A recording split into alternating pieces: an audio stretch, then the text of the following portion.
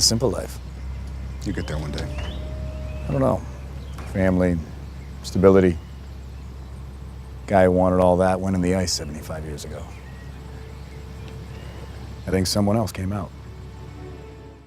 안녕하세요, 마블쟁입니다. 벌써 국내에서 거의 500만 명 관객들이 영화를 보았다고 하니 이제는 드디어 엔드게임의 엔딩을 이야기할 때가 온 것 같습니다. 여러분들이 영화가 끝나고 좀 의아했던 부분들 모두 이 영상에서 정리해 보도록 하겠습니다. 마블쟁이 지금 출발합니다.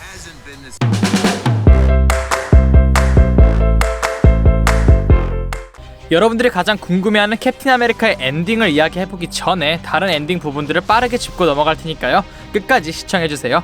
자, 먼저 아이언맨의 죽음입니다. 이번 영화에서 가장 임팩트 있는 엔딩 장면이 아니었나 생각합니다.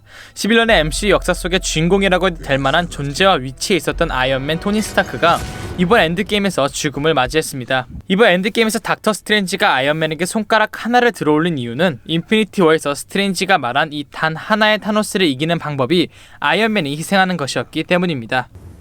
There was no other way.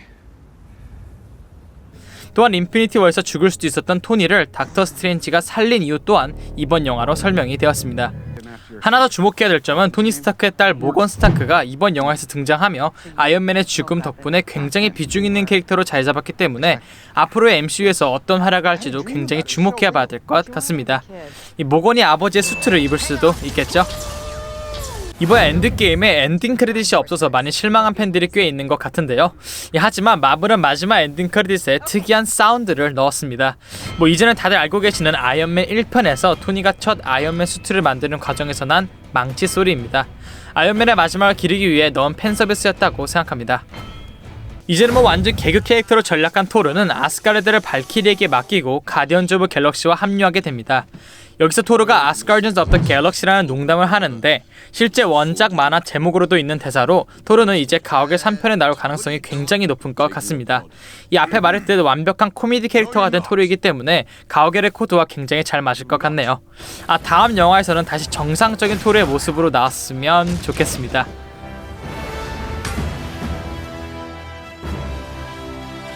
자, 이제 오늘의 메인 캡틴 아메리카 이야기를 좀 넘어가 볼까요?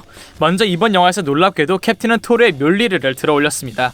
제가 저번 영상에서 말했듯이 이제는 묠리르가 인정한 월디한 사람이 되었기 때문이라고 하는데요. 이 부분에 대해 왜 갑자기 이 자격이 갖춰진 것이라는 궁금증이 쏟아지고 있습니다. 현재까지 가장 일리 있는 추측은 11호에서 토니에게 진실을 토로했기 때문에 그 이후부터는 정말 월디한 사람이 된 것이 아닌가 하는 추측입니다. 영화의 마지막 캡틴은 새로운 현실 또는 미래가 발생하는 것을 막기 위해 모든 6개의 인피니티 스톤을 가져온 정확한 시간대에 다시 되돌려 놓는 시간여행을 떠납니다. 하지만 이 과정 속에서 그가 살았던 솔저, 캡틴으로서의 인생을 살지 않고 과거에 머물러 그가 사랑하는 패기와 함께 1945년 추지 못했던 춤을 추며 평범한 인생을 사는 길을 선택합니다. 그리고 영화 마지막 그 인생을 충분히 산 스티브 로저스가 그를 기다리고 있던 버키와 샘 앞에 등장해 팔콘에게 자신의 방패를 물려주면서 캡틴의 은퇴를 공식화했습니다. 하지만 이 캡틴 아메리카의 엔딩에는 의아한 점이 꽤 많습니다.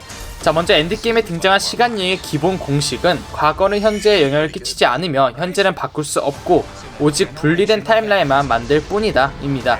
그럼 이 말은 캡틴의 시간여행에는 두 가지의 가능성이 있다는 결론이 나옵니다. 첫 번째는 캡틴이 새로운 타임라인을 만들지 않고 패기와 과거에 쭉 머무르면서 2023년까지 캡틴으로서의 활동을 일체하지 않았다는 점입니다. 왜냐, 엔드게임에서 캡틴은 현재의 어벤져스가 살고 있는 2023년에 샘과 버키에게 모습을 보이고 방패를 주었기 때문에 다른 분리된 시간대로 가지 않았다는 설이 나올 수 있습니다. 자, 그럼 이 말은 캡틴은 몇십 년 동안 패기와 함께하며 세상에 많은 일이 일어나고 알고 있음에도 불구하고 전혀 간섭하지 않고 지켜만 보았다는 말이 되는데, 이 마블을 잘 알고 스티브 로저스라는 캐릭터를 잘 아는 사람들에게는 좀 말이 안 되는 시나리오일 수도 있는데요. 하지만 11년이라는 MCU 내내 캡틴은 정신적으로 머물 집을 찾았고 I'm home. 자신의 사람 패기를 그리워했으며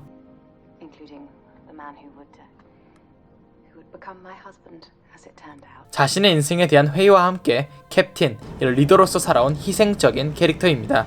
지금까지 있었던 많은 MCU 영화들에 이어 이번 엔드게임에서조차도 패기의 사진을 계속 보는 등 굉장히 그리워하는 모습을 잘 확인할 수 있었고, 이렇기 때문에 캡틴이 모든 것을 뒤로하고 자신을 위해 사랑하는 사람과 평범한 인간으로 살아나간다는 점이 11년 동안의 그가 겪은 상황을 본다면 충분히 이해가 가는 결정이라고 생각합니다. 두 번째는 캡틴이 과거로 돌아간 다음 분리된 타임라인을 만들어 패기와 함께 살았다는 것입니다. 설명을 위해 이걸 패기 앤 캡틴 타임이라고 할게요. 그럼 이 시나리오에서 생기는 가장 큰 의문점은 바로 캡틴이 어떻게 현재의 타임라인에 있는 샘과 버키에게 찾아왔다는 것입니다. 이들은 분명 다른 타임라인에 있는데 어떻게 같이 만났을까요? 우리가 추측해볼 수 있는 흐름은 캡틴이 아마 어벤져스가 시간여행을 할 때 찾던 이 장치를 이용해 패기 앤 캡틴 타임에서 현재의 타임라인으로 잠깐 찾아왔다고 할 수 있습니다. 자, 그렇다면 이제 캡틴 아메리카, 스티브 로저스는 마블에 나오지 않는 것일까요?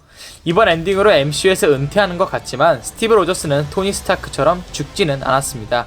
실제 원작에서는 나이가 들어 실드의 국장으로도 활동하는 전개가 있기 때문에 앞으로의 마블의 멘토와도 같은 역할로 나올 가능성은 충분하다는 생각이 드네요.